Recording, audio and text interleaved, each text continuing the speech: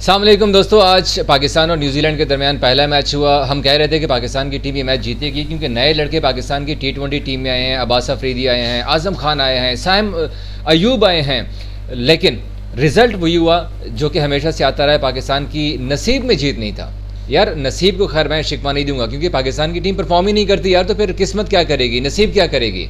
आज अगर मैं मैच का थोड़ा सा सिचुएशन बता दूं तो पहले ओवर की दूसरी गेंद के ऊपर शाहीन अफरीदी ने डेंजर मैन फिन एलन को आउट किया। बड़ी खुशी हम यहाँ पर शादियाने बजा रहे थे कि भाई शाहीन अफरीदी इज़ बैक और ईगल इज़ बैक, पाकिस्तान का ईगल वापस आ गया।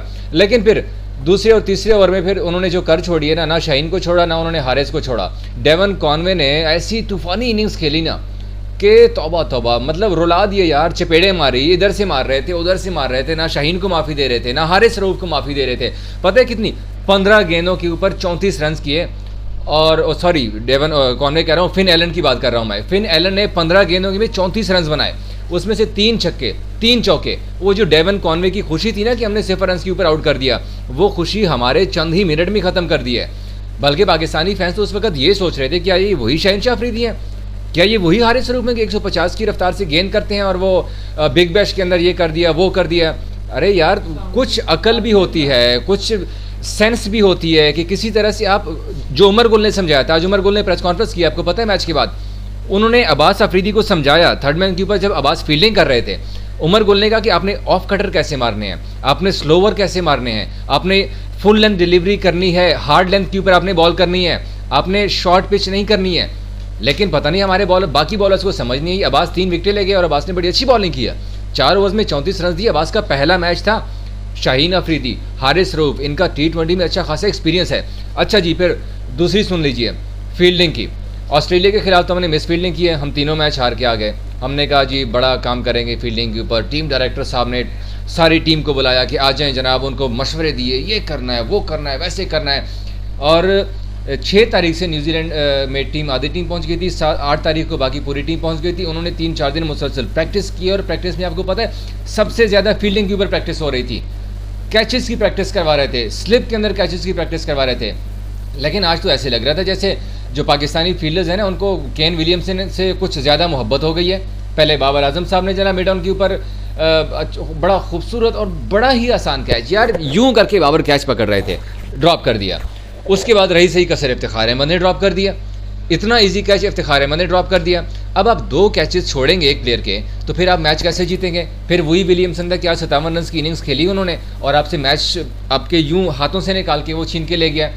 उसके बाद फिर आमिर जमाल से भी एक कैच ड्रॉप हुआ। अब शाहीन शाह अफरीदी वहाँ पर क्या कर रहे थे, तुम इधर आ जाओ, तुम उधर आ जाओ, तुम उधर आ जाओ, फील्ड चेंज कर रहे थे। फील्ड चेंज करने से कुछ नहीं होगा जब तक कि आप लोगों को फील्ड में कैच पकड़ने की आदत नहीं होगी। आपने कैच पकड़े नहीं तो किस तरह से होगा।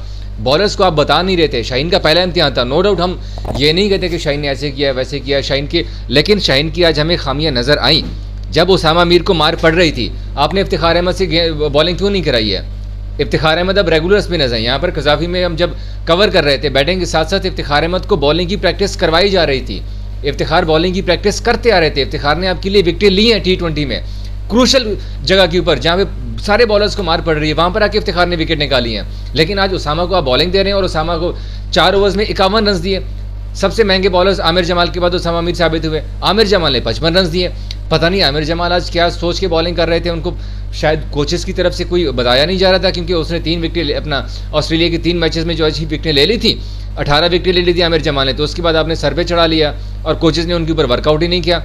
जब उमर गुल अब्बास अफरीदी को बता सकते हैं तो आमिर जमाल को क्यों नहीं बता सकते, या अगर आमिर जमाल को बताया तो आमिर जमाल ने वो पॉलिसी वो चीज़ इंप्लीमेंट क्यों नहीं की।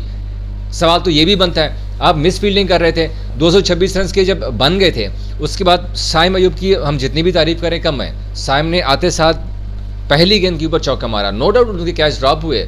विलियमसन ने कमी पूरी की है, जो विलियमसन के 2 कैच ड्रॉप किए थे ना, साइम का कैच ड्रॉप किया उन्होंने। उसके बाद फिर साइम का एक और कैच ड्रॉप हुआ, लेकिन बैड लक भी नहीं यार, वो साइम की अपनी गलती थी, वो रन्स नहीं बनता था। लेकिन साइम ने रन्स लेने की कोशिश की और वो रन आउट हो गए। उसके बाद तो जितने भी बैटर्स आए आज़म खान को खिलाया, बड़ी बातें कर रहे थे कि आज़म को मौका नहीं दिया जा रहा, वो लीग्स के अंदर खेल रहे हैं। लेकिन लीग क्रिकेट और इंटरनेशनल क्रिकेट में फ़र्क होता है। ये जो लोग आज़म को कह रहे थे ना कि भाई आज़म खान को आप नहीं खिलाते, खिला लिया है। देख लें अब आज़म खान का रिजल्ट, फील्डिंग आपने देख ली, उनकी विकेट कीपिंग, यार इस जिसामत के साथ ना, माजरत के साथ मुझे ये कहना पड़ रहा है, इस जिसामत के साथ इंटरनेशनल क्रिकेट नहीं खेली जाती है। किसी और टीम का कोई खिलाड़ी, मुझे वेस्ट इंडीज़ के एक प्लेयर थे रहीम कॉर्नवाल, लेकिन उनको भी नहीं खिलाया गया, उसके बाद उनका करियर डेड हो गया। आज़म खान को कई बार हमने सवाल किया, अभी रिसेंटली मैंने भी सवाल किया था उनसे कि यार, कहते 1-2 महीने के अंदर नहीं होता। अरे भाई, कितने साल हो गए आपको इस तरह खेलते हुए? 1-2 महीने के अंदर तो अब आप अभी कह रहे हैं कि जब इंटरनेशनल टीम में आपका कम बैक हो रहा है।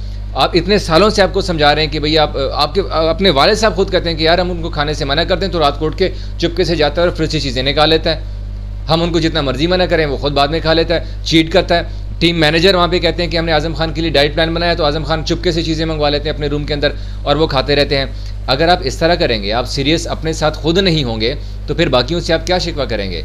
अब वही देखा कि कीपिंग के अंदर उन्होंने कुछ इतना ना, उनसे डाइव लगाई गई, जिस तरह से रिजवान 2-3 फीट दूर जाके भी वो डाइव लगा लेते थे, वो कैच पकड़ लेते थे कीपिंग में। आज आज़म खान से तो एक भी डाइव नहीं लगी, बल्कि उनसे थ्रो भी काफ़ी ज़्यादा मिस हो गए थे। तो ये कुछ चीज़ें थी जो कि आज़म खान की गलतियाँ थी। उसके बाद फिर रिजवान ने काफ़ी ज़्यादा मिस्टेक्स किए फील्डिंग में।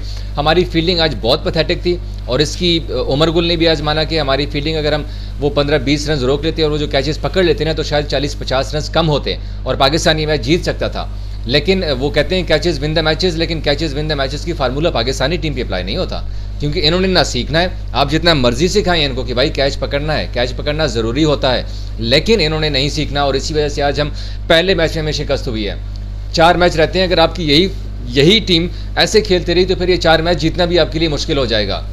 आज थोड़ा सा गुस्सा इसीलिए है क्योंकि यार हमने इतने ज़्यादा अच्छे लड़के खिलाए थे यार, डेब्यूटेंट खिला दिए हमने, लड़कों को मौका दिया। ये वही लड़के हैं जो कि डोमेस्टिक में परफॉर्म करके आए हैं, लेकिन ना तो डोमेस्टिक में परफॉर्मेंस का उनको यहाँ पर फ़ायदा हुआ, ना उन्होंने यहाँ पर कोई और चीज़ दिखाई जिसकी वजह से शाहीन शाह अफरीदी ने खुद ऊपर आए, आते शॉट ऐसे शॉट्स लगाए कि जो लाहौर कलंदर्स की तरफ से वो खेलते थे, शायद उनको ये गरूर था कि मैं बैटिंग कर लेता हूँ, लेकिन आज उनकी बैटिंग हमने देख ली कि सिर्फ रन पे आउट हो गए थे।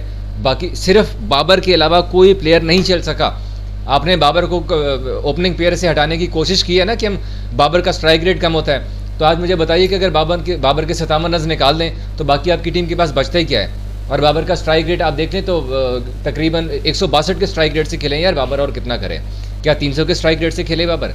162 T20 में is a handsome strike rate यार। इस स्ट्राइक रेट से आप 200 का टारगेट बड़ा इजीली चेस कर सकते हैं, और बाबर और रिजवान ने ये टारगेट चेस किए हैं। लेकिन जब बाबर के साथ बाकी कोई खिलाड़ी स्टे नहीं करेगा तो फिर अकेले बाबर आपको मैच नहीं जितवा सकता। और जो लोग बाबर पे तनकीद करते हैं, आज उनको अपने गिरेबान के अंदर झांकना चाहिए कि क्या उनकी तनकीद ठीक थी। आज भी मैं पढ़ रहा था, कुछ हमारे सीनियर दोस्त जो जर्नलिस्ट हैं वो बाबर के स्ट्राइक रेट के ऊपर फिर लिख रहे थे। मेरा ख्याल है फिर उनको क्रिकेट की कुछ किताब खोलनी चाहिए, क्रिकेट की बुक खोलनी चाहिए कि जो दुनिया के बड़े बड़े प्लेयर्स हैं वो किस स्ट्राइक रेट से खेलते हैं, तो फिर शायद उनको अकल आ जाएगी और वो बाबर के ऊपर जो उनके ज़ुबान है ना वो फिर बंद हो जाएंगे। अब देखते हैं कि दूसरे मैच में क्या होता है, लेकिन अगर यही चीज़ें होती रही तो फिर दूसरे मैच के लिए भी आप अच्छे की उम्मीद ना रखिएगा। Thank you.